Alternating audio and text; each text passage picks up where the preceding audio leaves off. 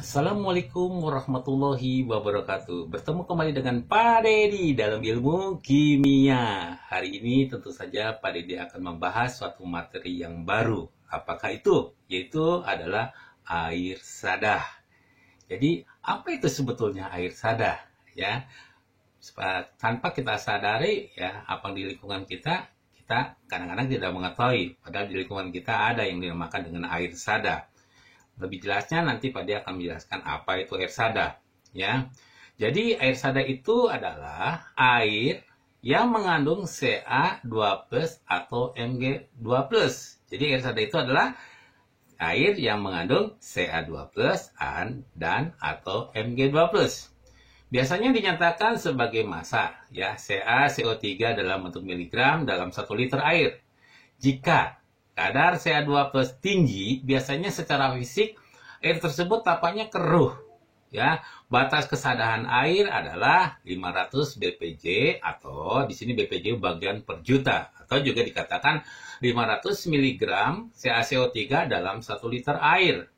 Ya, dalam konsentrasi tinggi akan menyebabkan kerak pada alat sistem boiler ya atau kettle uap, pipa steam, alat masak dan menyebabkan sabun kurang berbusa. Itulah ya, kalau kita temukan dalam sehari-hari ya kita mencuci tangan dengan sabun kemudian tidak berbusa, ini kita harus hati-hati bahwa ini adalah air sadah. Reaksi yang terbentuk dengan air sadah tersebut adalah Ca2+ ya, ditambah dengan ya ini adalah rumusan daripada sabun, maka akan terbentuk Ca3, Ca2, 16 kali COO2 ini Ca. Inilah bentukan air sadah dengan sabun. Air sadah itu sendiri ya kita akan bagi menjadi 2 bagian. Ada yang kita kenal dengan air sadah tetap, ada juga kita kenal dengan air sadah sementara. Jika air sadah yang mengandung anion ya anion itu bermata negatif, Cl-, NO3-, SO42- dari Ca2+ dan Mg2+, tadi sudah dikatakan bahwa air yang mengandung kation Ca2+ dan Mg2+ inilah ciri khas daripada air sadah. Atau dengan garam-garam. Jadi Ca2+ ini yang bergabung dengan Cl menjadi CaCl2 ya, atau Mg2+ ini yang bergabung dengan Cl- menjadi MgCl2 dan seterusnya. Ada CaNO3 2 kali, ada MgNO3 2 kali ya.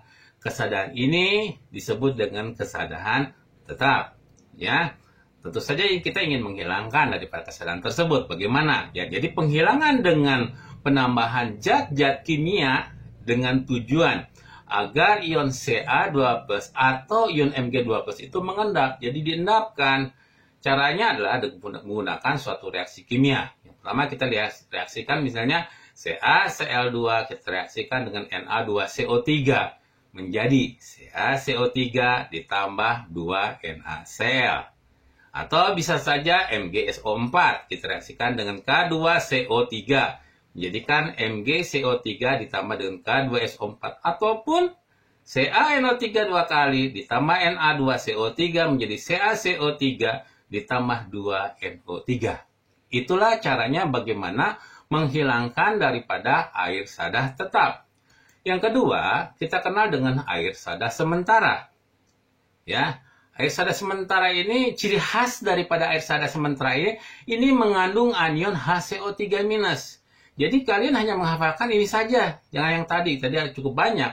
Hanya andai kata terdapat anion HCO3- atau dengan garam-garam CaHCO3 2 kali atau MgHCO3 2 kali. Kesadahan ini kita sebut dengan kesadahan sementara.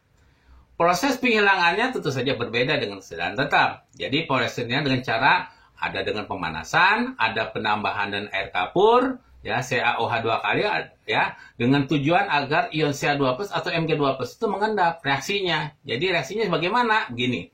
Kalau pemanasan, jadi MgHCO3 2 kali dipanaskan, maka dia akan terurai menjadi MgCO3.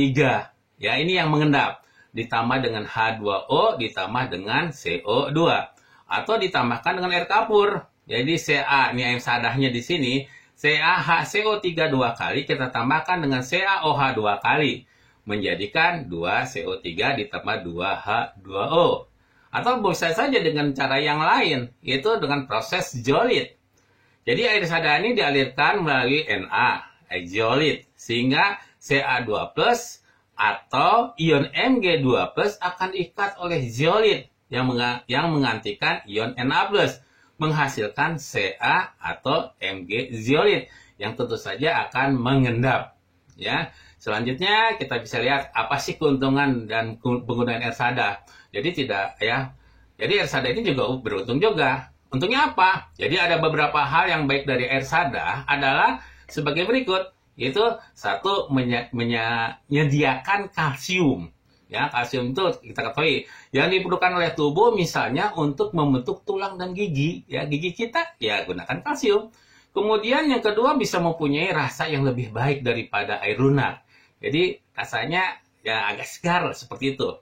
Kemudian yang ketiga juga ada senyawa timbal dari pipa air. Ya, menggunakan pipa-pipa air hal semacam itu bisa menimbulkan satu timbal, di mana ya ini lebih sukar larut dalam air sada. Timbal. Jadi timbal ini kita ketahui adalah merupakan racun bagi tubuh. Ya, dia sukar larut dengan air sada. Ya, keuntungannya tuh. Ya, selanjutnya kita lihat kerugian air sada. Apa sih kerugiannya juga? Kalau tadi ada keuntungannya, ada kerugiannya. Jadi beberapa hal yang kurang baik daripada air sada misalnya memboroskan sabun. Tadi kalau kita tahu bahwa kalau kita mencuci tangan dengan air sada tidak berbusa gitu kan, sukar sekali gitu. Oleh karena kita gunakan sabun sebanyak-banyaknya, jadi pemborosan sabun ya, mengumpalkan sabun membentuk skum. Kedua, ada skum dapat menimbulkan noda pada pakaian sehingga pakaian menjadi kusam. Ya, jadi cuci baju dengan menggunakan sabun kemudian ada air sada bisa menjadikan kusam. Kemudian juga membentuk karang pada ketel, batu ketel, dan pada pipa air atau pipa radiator mobil. Biasanya kita lihat di sini. Karang yang terbentuk merupakan penghantar panas yang buruk. Selain itu dapat pula menyumbat pipa. Kalau bisa pipa, ya misalnya radiator tersumbat, bisa meledak, bahaya sekali. Itulah kerugian dari penggunaan air sada. Jadi ada keuntungan dan kerugian dari air sada. Saya kira Bapak cukupkan sekian dulu mengenai air sada. Ya, tetap semangat.